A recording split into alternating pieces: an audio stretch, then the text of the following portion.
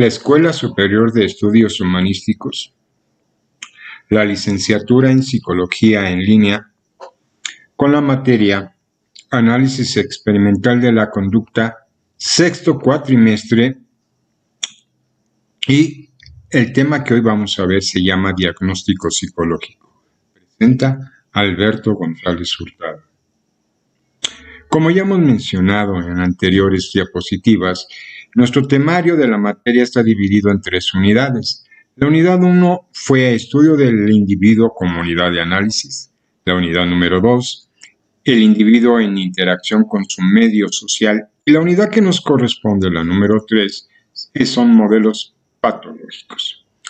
Volvemos a mencionar que nuestro objetivo general nos dice que al final del cuatrimestre el alumno distinguirá entre los diversos términos descriptivos para estudiar al individuo como unidad de análisis, explicando la influencia del medio en el comportamiento humano y cómo podrá describir y ejemplificar con base en un sistema teórico-metodológico los diversos modelos patológicos estudiados dentro de la psicología. ¿Qué es el diagnóstico psicológico?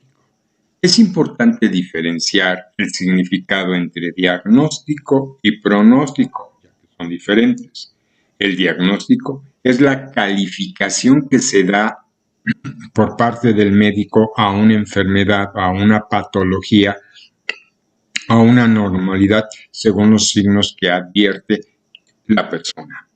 Mientras que el pronóstico es el juicio que se forma un profesional de la salud u otro afín respecto a los cambios que puede sobrevenir durante el curso de una enfermedad o de una patología, sobre su duración y terminación por los síntomas que ha precedido o que lo acompañan. ¿Qué es el diagnóstico psicológico? Así, un diagnóstico puede ser firme, pero tener un pronóstico reservado, que es lo que vamos a ver a continuación. Si el pronóstico significa en sí el conocimiento anticipado de los cambios, evolución, desarrollo, curso y finalización de una enfermedad o de una conducta normal, si se llega a un propósito realizado un estudio exhaustivo del diagnóstico del sujeto evaluado. ¿Cuál es la importancia del diagnóstico psicológico? La función del pronóstico es también la importancia en la prevención de las recaídas que, por lo que se refiere a los trastornos adictivos, tiene lugar en los primeros meses tras el tratamiento y suele estar relacionados con factores intrapersonales, estados emocionales negativos o interpersonales, presión social o conflictos de relación, así como las respuestas inadecuadas de afrontamiento y distintos componentes cognitivos negativos del paciente, tales como la escasa percepción de control y un nivel bajo de autoeficacia.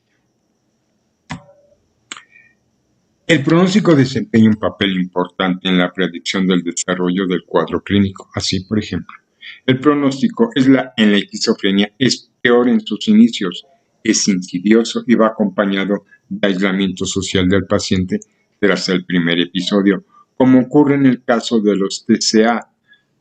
Si hay antecedentes familiares de alcoholismo y depresión, y si hay una larga duración del trastorno, se manifiesta con gravedad al inicio. De ahí la importancia del diagnóstico psicológico. Tipos de pronósticos psicológicos. Vamos a empezar por el pronóstico favorable o el pronóstico bueno. Se considera la presencia de un pronóstico favorable o bueno en aquellos casos en que las pruebas existentes hacen pensar que el curso de la enfermedad que el paciente padece conduce a su recuperación. El siguiente pronóstico es el moderado o intermedio.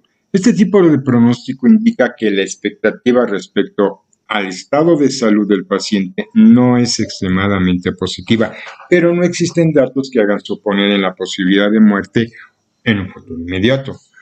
Puede suponer, sin embargo, la presencia de limitaciones funcionales o incluso de algún tipo de discapacidad. Pronóstico grave o mal pronosticado.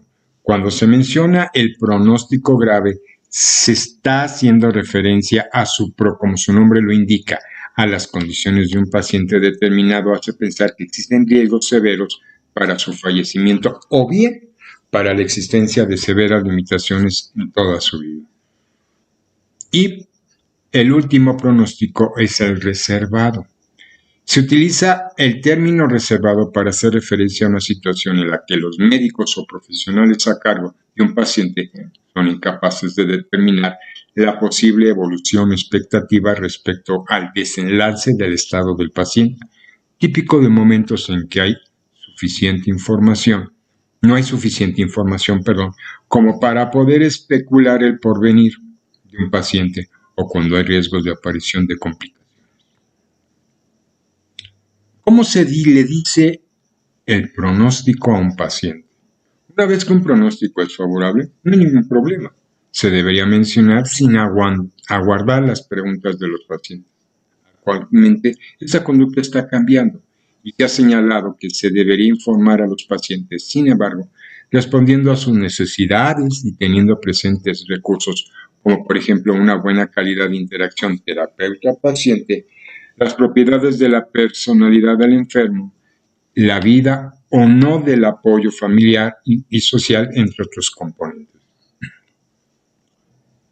¿Cuáles serían algunos marcadores de riesgo para el paciente? Aun cuando ciertos componentes poseen un impacto semejante, el pronóstico sobre el peligro no precisamente pasa de esta forma. Por cierto, acostumbran de ser de manera considerable diferentes los componentes de peligro y el pronóstico para una patología definida. Se debe tener en cuenta que una mezcla de componentes puede dar pronóstico más preciso de todos los mismos componentes estimados por separado.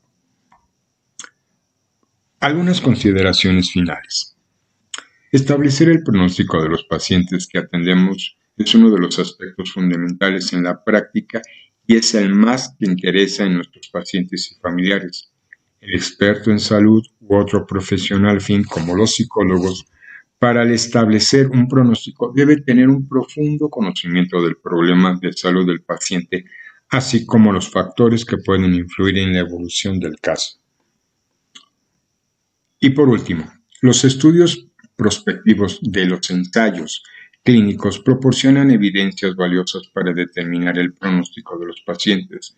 Estas evidencias deben de ser combinadas con la experiencia responsable del profesional de la salud, con un profundo conocimiento del paciente para obtener un mayor grado de exactitud en la prevención que vamos a realizar.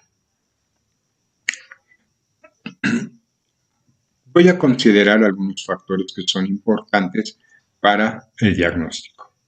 ¿Qué atañe directamente al trastorno?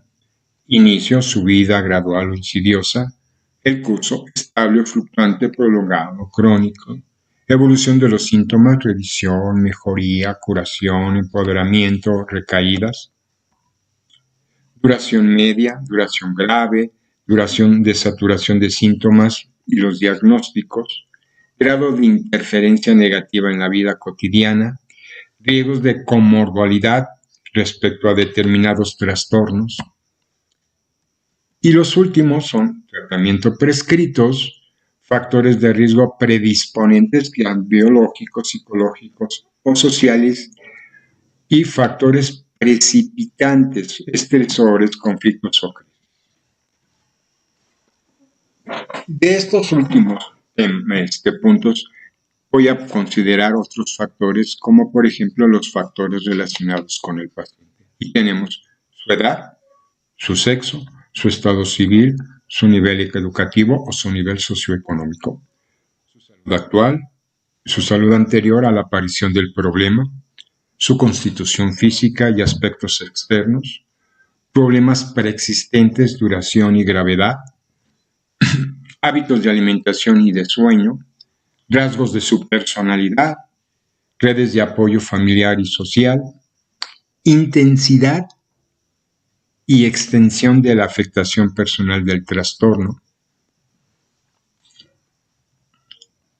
grado de aceptación o de rechazo del problema, reacción de los demás ante el paciente, grado de sufrimiento y nivel de desadaptación generados, preocupaciones y miedos colaterales, motivación para el tratamiento y adherencia terapéutica, respuesta al tratamiento inicial y los riesgos de recaídas, posición que ocupa la familia como factor de riesgo, inferencia o apoyo.